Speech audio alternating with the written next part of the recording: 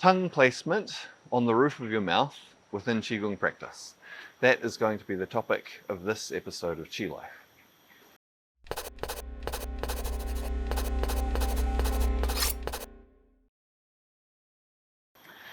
So this is one of those interesting, quite small details within Qigong practice that does have a value, does have a role, but you will come across quite different perspectives and opinions on this about how big of a role it plays in Qigong practice. And so I'm going to discuss that and hopefully put some of this into a bit of perspective for you. So within this video, I'll talk about three different tongue positions. You will find, if you dig deep into this, that again, many different perspectives and opinions and different ways that people can use the tongue. And sometimes people will use a whole range of different, very specific tongue positions for, somewhat slightly different purposes. So the three main ones that I'll talk about are having the tongue just loose, just not particularly connecting to anything in the mouth, having the tongue on the roof of the mouth, but pressed just behind the front teeth on the top of the roof of the mouth.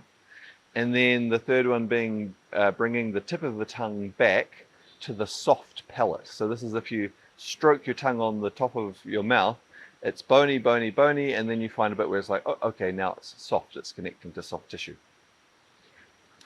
So it's quite natural to have your tongue loose in your mouth at various times. Like when we're speaking, for example, the tongue needs to be able to move freely, and it will move between different positions because to produce some sounds, we do actually need to touch our tongue to the roof of our mouth and so on to produce that sound, and different parts of the tongue become active.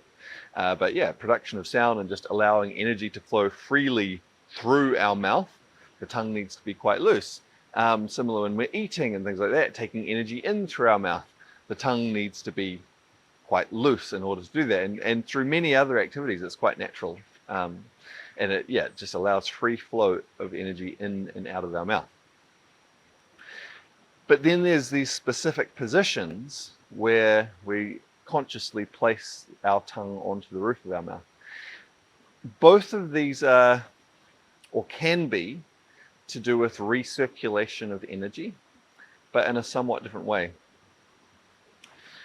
The recirculation of energy, the primary part of that comes from linking together the governing and conception vessels, or governing and conception meridians within the body.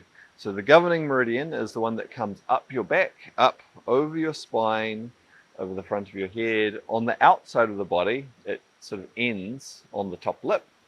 The conception vessel is the one that comes up the front of your body, and again on the outside of the body it ends on the bottom lip.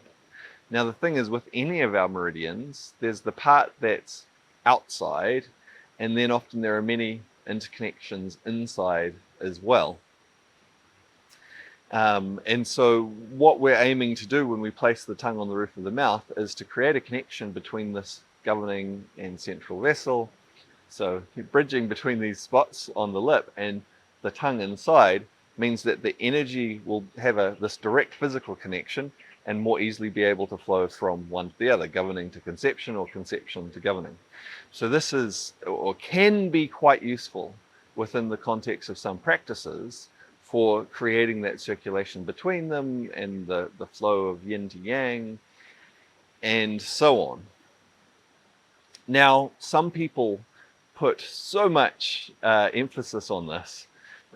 It's basically like they think you can't actually flow the energy from governing to conception, conception to governing, without having the tongue on the roof of the mouth. Now, this is not true.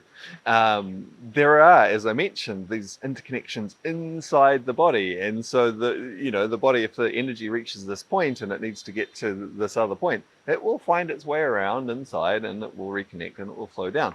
It won't be as direct or strong a connection as using the tongue directly to make this link and help the energy flow through. But it can still circulate through, and that's where, again, it's quite natural to have the tongue loose. The energy can still flow as it needs to and connect through, and it's not really a problem. but it's when we specifically want to strengthen that connection, strengthen that flow between the two, that using the tongue placement becomes helpful. So back to those two tongue positions on the roof of the mouth and the somewhat different purpose of them. So when we put the tongue on the roof of the mouth behind the front teeth, this is useful specifically for physical aspects of the energy, movement of physical force. It creates a type of bracing between the top and bottom of the mouth, which then again it's connecting, governing, and central vessel, so physical force can move through more easily. So this is going to be particularly useful for martial arts type applications and things like that, where a lot of what, I mean, we're potentially using all the different types or parts of our energy, but a big part is like physical force and how it moves and needing to be able to distribute that or move that through the body. And so by doing that, yeah, we're able to move that more easily in a very, very simple, basic, practical way. You know, part of that, just in terms of that, well, that bracing or movement of physical force, you can think of it in terms of, okay, well, what does this do to the jaw and the mouth? Pressing the tongue into the behind the front teeth helps the mouth to stay shut, and it creates stability through the whole mouth, which means that, yeah, your jaw isn't going to be knocked around as easily. It's not now just relying on these external muscles here to hold it like this. It's got this support of this really big muscle, actually, your tongue, helping to create an internal brace as well. And so everything's more secure, your head doesn't get shaken around as much, and that sort of thing. It gets more subtle than that, but that's just like a super simple, very direct example of it. When we're interested in the circulation, or our primary interest is more in the circulation of some of the other aspects of our energy, like the electrical energy and the heat and all of those others, not physical force, this is where it becomes more useful to bring the tip of the tongue back until it reaches the soft palate. And that's because, well, these other aspects of our energy flow through our tissues much more easily through the softer tissues. The softer tissues are more conductive of this type of energy. And we use this as a general principle throughout all sorts of parts of our body within Qigong practice. One very simple, somewhat similar example is like the palms of our hands versus the backs of our hands. Our backs of our hands are hard, palms of the hands are soft, more nerve endings, all that sort of thing.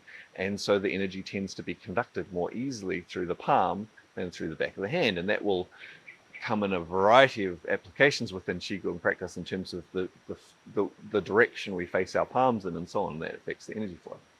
So yeah, this soft connection then allows this circulation of all these other aspects of energy more easily.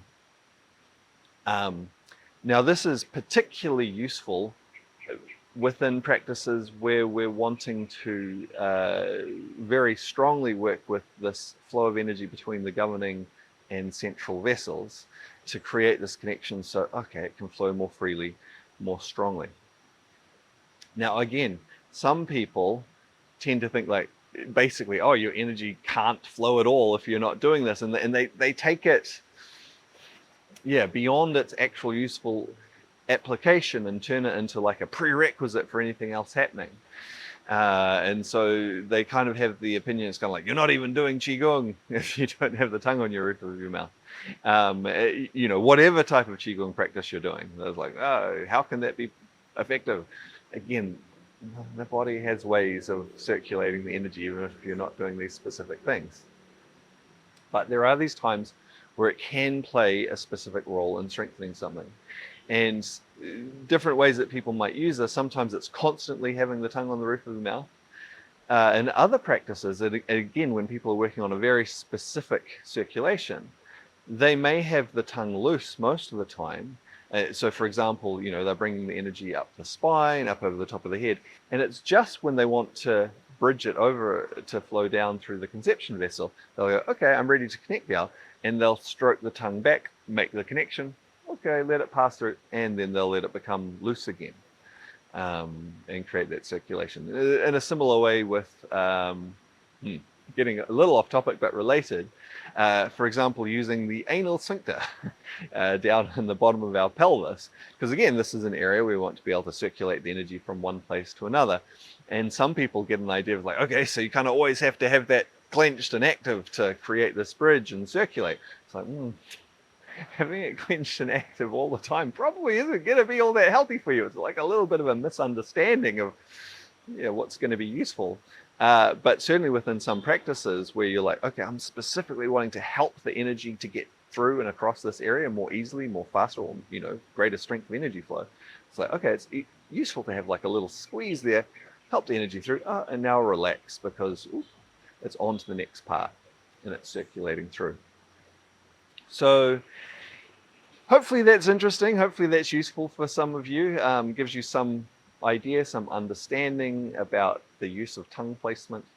And yeah, just a little bit of perspective that yes, it can play a really valuable role in certain practices at certain times, but it's most often not essential. It's kind of an extra part that can strengthen the flow. And yeah, the danger of thinking that it's essential is that you then, you're thinking it's a prerequisite for everything else, and it's not, and so you put too much attention on it. Or also sometimes you may end up using it inappropriately, because there are times where actually we don't want that specific thing because we're wanting the energy to move in a different way. I gave some very simple examples of this to begin with, like when we're speaking or when we're eating, in terms of movement of energy in and out of the mouth. But this is going to apply to other things as well. Where actually we're not actually wanting to create that bridge right now. We're wanting to form a different circulation. Actually, another interesting example of that is within some variations of the microcosmic orbit. The one I've talked about here is, the circulation from governing vessel to central vessel is, I didn't mention it by this name before, it's a type of the microcosmic orbit creating the circulation.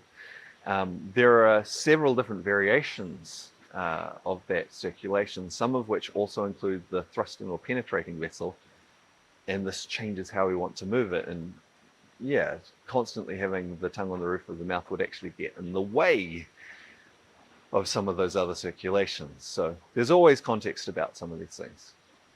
Anyway, hopefully that's at least somewhat interesting for some of you. I look forward to seeing you on another one soon.